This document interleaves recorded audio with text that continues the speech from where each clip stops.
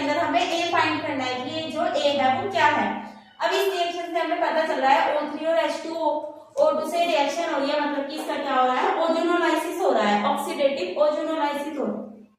अब oxidative ozonolysis में जो हमारे रिएजेंट होते हैं वो कौन से होते हैं, क्या हो रहा है ये हमारा ऑक्सीडेटिव ओजोनोलाइसिस, ठीक है।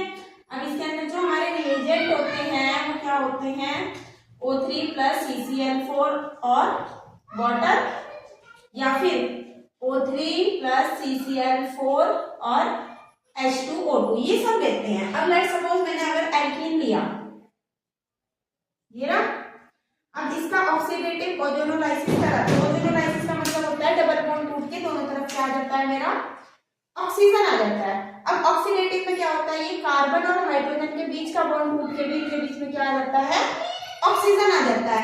तो ये जो नया प्रोडक्ट बनाएगा वो क्या बनाएगा हमारा, कोई सा भी ले लिया, लेट्स सपोज मैंने जैसे इसे मैंने R मान लिया, ठीक है, तो इसे RCH बन गया,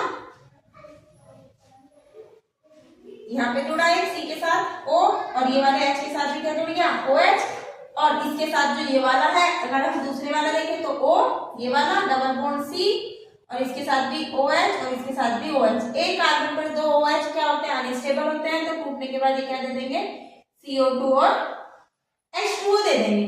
अब इस वाले रिएक्शन में जो हमारा B होगा वो क्या होगा, अगर हम इसे देखें तो ये तो टूटेगा ही नहीं, तो ये है नहीं, ये भी नहीं है, और अगर हम इसे देखें तो ये भी ऐसे करके नहीं टूटेगा। लेकिन अगर हम थर्ड वाले को देखें जैसे कि ये है,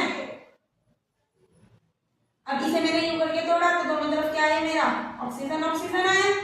अब जब मेरा ऑक्सीजन ऑक्सीजन आया, मैंने इसका क्या करा, O3 और H2O2 से इसकी रिएक्शन करी, तो रिएक्शन करने के बाद यहाँ पे O आया, तो इसने क्या दिया, CH एक ये बना, और ये दोनों तो क्या बने, COOH, तो ये क्या बना मेरा, दो मॉलिक्यूल दोनों एक ही जैसे हैं, CH2 और COOH और COOH, ठीक है, ठीक है।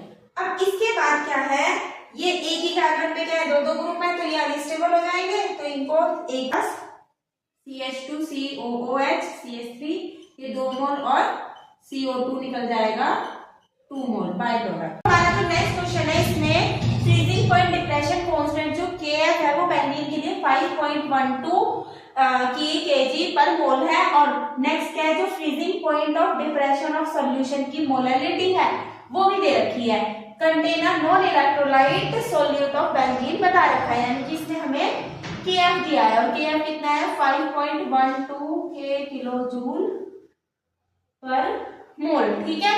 और जो मोलैलिटी है वो कितनी दे रखी है, 0.078। अब इसके बाद उसने हमसे डेल्टा TF पूछा है।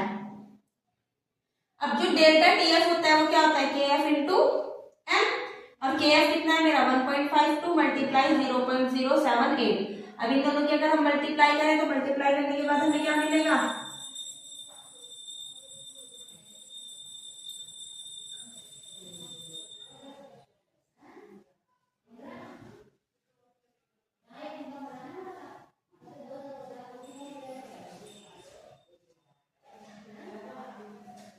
पॉइंट का लगेगा 1 2 3 4 5 1 2 3 4 5, तो ये आया हमारा 0.396 इतने।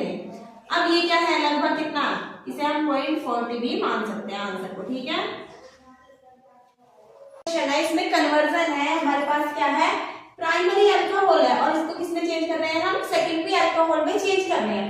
अब प्राइमरी अल्कोहल को सेकेंडरी अल्कोहल में चेंज करना है, मतलब कि OH पहली पोजीशन से हटा के हमें सेकेंडरी पोजीशन पे लगाना है, तो सबसे पहले हम इसे एल्कीन में चेंज करेंगे, मतलब कि OH को यहाँ से हटाएंगे।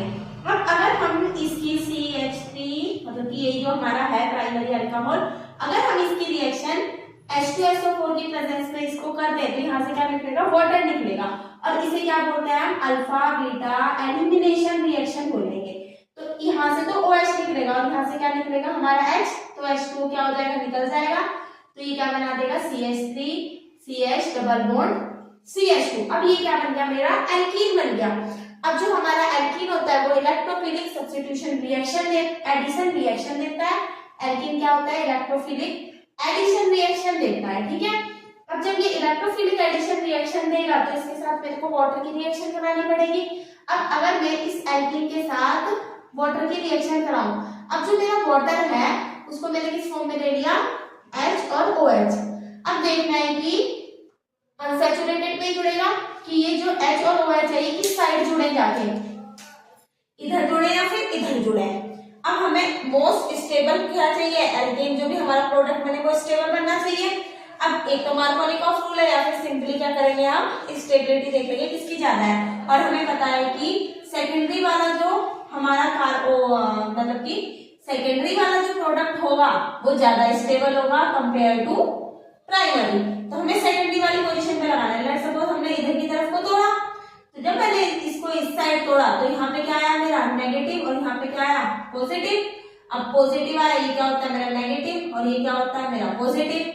तो ये क्या बन गया मेरा CH3 CH CH3 और ये क्या बन गया एक कार्बोकैटायन। जैसे ही ये कार्बोकैटायन बना तो बनने के बाद जो ये OH है ये क्या होगा, इससे जाके जुड़ जाएगा। तो ये OH जैसे ही इसके साथ जाके जुड़ा तो ये क्या बन गया CH3 CH, सेकेंडरी पे OH और CH3 जो हमें बनाना था। पहला स्टेप, दूसरे में ये बना, फिर इसकी वाटर के साथ रिएक्शन करी तो ये बना, इसकी OH के साथ हुई तो हमारा तीसरा बना। सिंपली अगर मैं करूं तो CH3 CH2 CH2 OH H2SO4 के साथ रिएक्शन करी, इसने एल्कीन बनाया CH3 CH2, फिर इसकी वाटर के साथ करी तो इसने क्या बना दिया CH3, C के ऊपर OH, H और CH3। ओके, हमारा जो नेक्स्ट कन्वर्जन है इसमें क्या करना है, हमें सेकेंडरी अल्कोहल को टर्शरी अल्कोहल में चेंज करना है। मतलब कि OH को सेकेंडरी पोजीशन से हटाकर टर्शरी पे लगाना है। तो सबसे पहले हम इसका माइल्ड ऑक्सीडाइजिंग एजेंट से इसकी रिएक्शन करेंगे Cr2O3 से। तो जो अल्कोहल है वो कीटोन में चेंज हो जाएगा। कीटोन में चेंज होने के बाद हम उसकी ग्रिग्नॉट रिएजेंट के साथ रिएक्शन करेंगे प्लस हाइड्रोलाइसिस करेंगे तो हमें हमारा प्रोडक्ट देखने को मिलेगा। अब जैसे ही मैंने इसकी रिएक्शन करी CrO3 से, ये माइल्ड ऑक्सीडाइजिंग एजेंट है तो इसने क्या बना दिया, हमारा कीटोन बना दिया।